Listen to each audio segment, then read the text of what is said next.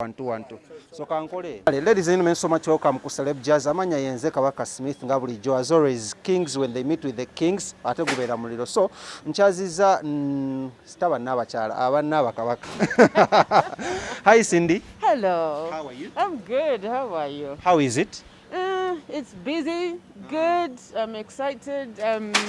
Yeah, I'm happy. It's going well. Happy belated birthday. Thank you. You are too late. I know, right? Yeah. So you go from Kampala, noduke misinde mpaka Kapeka. How was it? It was a very exciting experience. Nasoka nentia. It was very feeling amanyi gemundu. It's yeah, it was very scary, but nambala nenyumirwa. Yes, it was good. Did you know you were going to such a site? Did you know that it was a surprise birthday thing or? I had no idea where we were going. You know, when my fiance woke me up, Nanga, I'm not having a surprise for you. I had no idea. And also, yes, he told me he has a surprise for me. Okay. So also because Tali Muntu, he's not a very outdoor person, I kind of thought it's going to be an indoor thing. Yes, just a few people. So I imagined that. So Charlie really surprising. We went out and did such a dangerous thing, and I enjoyed it. I thought wali wetegekera ku hosting ngomanyi muneno muwuma kasabagira ngozireete ezembye emmundu. No, it was fun. Kati ye omwami yamanya nti I've never shot a bullet, and he knew I kind of interest Najirina. So nasalawo ku surprising nature. Feeling yokwata emmundu so kwesemuko kwa na Uganda bafanza bakulaba feeling yokwata emmundu eri etya. Bamba gambe ntya manyi bwe nakwata ku mundu nentegera lwaki basikali bafuna excitement nakuba omuntu ekigere esasi. Because when you get it, you feel the power, like, and that power is dangerous. You know, you feel like you know, you get that power and then that feeling of you know, like I own, like I could kill you, you know, like if you did exactly, like I'm holding a life right now. I could destroy somebody in a second. Makes you think about all your enemies. Now move for a second. Just to break into the news. I thought yes, wali agala okubalaga ku stage n'ogamba kati saaza nengeri enkutte emmundu kiwedde. No, it felt really powerful in a very dangerous way, but also in a really good way. But I enjoyed it. Wakubayo shot on target name? Nedda. Era kivala njagala kuddayo. Kati tugamba uma president gwe tulina avudde mu kuyimba kati munnamaje mumwe tuli maje munnamaje. No, just put that on my resume, you know. Ebintu bibeere bibi njagezaako. If I ever had to, I won't fear. Now that we have a lot of insecurity in the country, yes, so you know, with all the insecurity going on and the killings going on, it's like that might come in handy, you know. Yes. Anyways, nkyalina omukyala Cindy era tugezaako okunyumyanyumyamu koko abatwala ku Celeb Jazz n'emikutu emirala naye nga Cindy, let's talk about your life. Ovudde mu birthday, news breaking, you're pregnant. Yes, how is the feeling? It's a good feeling. I feel in this relationship I've given myself time, so I feel secure where I am. I feel I'm happy for I know that okay, I feel safe to give him a child. You understand? I feel like you're not rushed. I'm not rushed. I feel like I can trust him, you know, because in my first relationship as well, I have a child.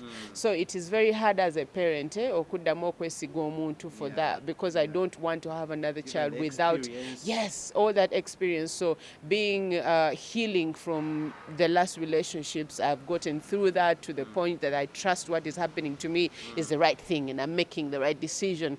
And even getting to a point that even if it's not the right decision, I still know he's going to be a good father. You know, like that point of security, Wendy. So it's a good place. You know, when I broke the news to the people, abantu bannyo bangamba, so ono mwana wa kumeka? Cindy, no, I know that. So, you know. It's my second child. Mukitegedde abasinga mugamba Cindy munana simaye abasatu muna ono wakobere. You're keeping yourself looking good ku mwana wokubiri and you've taken spacing eyo ya kabinyo. Was this planned over? No, it wasn't planned. When I had my first child, my plan in my mind was like, by the time she makes 3, I want to have another child.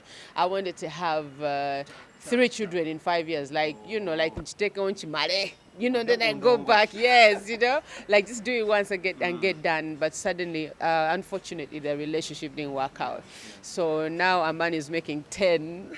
She made 10, and that She is can when even I'm ask you having. questions. I know, right? And and she's seeing the pregnancy grow. She's excited as well about the baby. Yeah, so it's different, but it's still beautiful.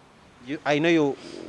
Have you ever wanted to hide this from us, from the public, from the audience, from your fans? I've never wanted to hide it. A pregnancy is not something you can hide.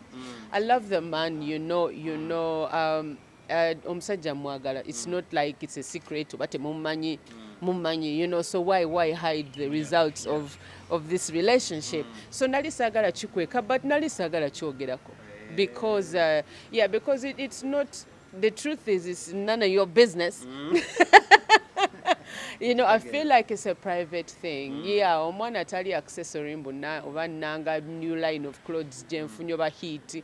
No, a kid is our thing. So I just didn't want to talk about it. I'm preferring just nondaba nga them on a story, I prefer that than coming to say, I feel weird, to say that. So just such ogerako, but sichikwekangako. Katuduke speed kwa bakwetaga munderi ku mukolo gwa leero baba wadde ebyuma uma muli banaku nnyo bawe ebyuma bino. No, tetuli banaku, but we've just started and we need twetaaga obuyambi as much as we can get.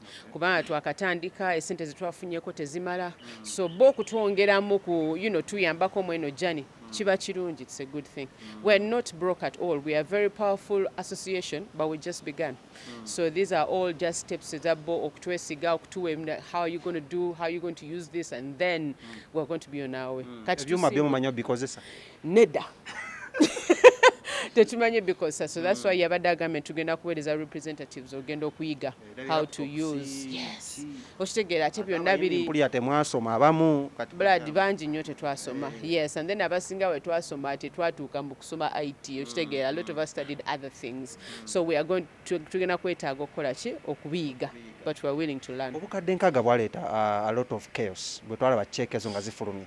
Obukadde nkaaga bwa UMA bwa SACCO bwaki? Obukadde nkaaga bwa UMA. SACCO yaweebwa million 10.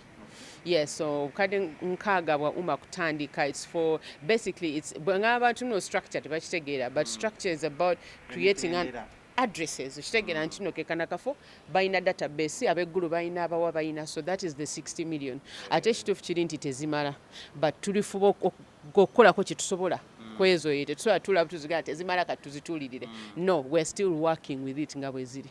Yeah. Olutalo lw'eggulu lwaggwa lutya? Bane mutusonye tudduka speed because Cindy alina gy'alaga. Olutalo lw'eggulu lwaggwa lutya? Lwaggwa bulungi because at the end of the day UMA yawangula. Okitegeera mukama mulungi era gwe kiddemu ekyo watunootawangula kati n'emmundu nazo waziyize tugende.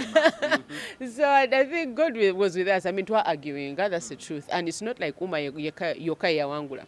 I feel like buli omu yawangula because ne superstars basigalanga bo, buli omu yasigalanga ye, but everybody has to plug in under one voice because the government just wants one voice. But bamanyi bakivaawo ffe twagala ki ddoboozi limu. We can't listen to everyone. Yes, to everyone's different voice. Yes, so that voice became UMA's. So when we left Gulu and Tuvaya, tubadde UMA netufuuka UMA's. So now yes, but also it's dynamic. So registering omuntu ojanga omuntu obanga oyagala ojanga association kakisinzira gwe nga artist gwasalawo nti kati mpitira mu superstars, mpitira mu talented, mpitira mu gundi oba nzijanga nze. Akasente awo nkalaba tugenda kujja tweregister. Kiriya nnyo. So nga tumaliriza. Oba kumentioninga Catherine Kusasi kumentioning okuba omukyala gwasobola okukkiriza muyimire ku stage by stage. Tujjukira ebya Bebe Cool ne Bob Wine. N'agamba abalala agatta kasaaganda 10 amawulire gakusanga era bawulira otya? No, nawulira bulungi. Nawulira bulungi especially because nze musamu nnyo ekitiibwa. Yes, ali also a really good performer. Muwachi nze mulabye ku stage ku videos like representing bulungi nnyo. So omuntu bwakyo bwavaayo n'akusiima emirimu gyo. You feel good. Okitegeera. So nze nawulira bulungi. Also, it's good that also you're shining a light nti n'abayimbi abasinga okitegeera kibulamu. Yes, ekyo yali ayogera kyali kituufu. Does this prove the point muno olaba ddami nga wakyogera? Definitely, okimanyi. I mean, I don't sisobola kirumanamu kuba kituufu yakiprovinze nti no most of the artists are dummies. They're not real artists osobola muteekawo awo and they speak for their work nedda. Kati nga gwe ani gwogamba nti no nange mu industry oyo omu mwewulira naye bano abalala kasinga takasaagana. Sikutegedde. Let's turn the wheels. Yes. Gwe nga gwe ani gwogamba muno mu industry nga kati nagamba nti gwe stage by stage gwe ani gwogamba. Absolutely respect. First of all, take it back to her. Respectinga. Okitegeera bwembe ekitegeera mbanja kukola mu rehearsal okitegeera nyaga kademu kano okitegeera nina okuba steady because mulabye ngaali live siri kyogera just mbukumuwaana anedda because aze ku show yange nange nenzija ku yeso ne mulaba, so she's one of those women who will be like mwana mu babandi mwetereze kademu kana akajja sikangu. Yes, she's one of the very few ate abalala tubireke bannange tubireke ate Spice. Let's leave it. Let's just leave it. Okitegeera sina buzibu n'abana abantu, so I don't want to say anything negative. Kyogeza kugamba balala tokola practice kwayo oli ogambye okolamu practice naye abalala Abalala nyinza obuteetaaga practice kyekituufu. nga tumaliriza na sad note tufiiriddwa omukulu amanyiddwa nga DJ Emma olunaku olwaleero. You've been in this industry coming close 15 years, right? So obaddeko naye. What are your words n'ebintu by'omujjukirako nga ye DJ Emma abadde ku radio for almost 10 years?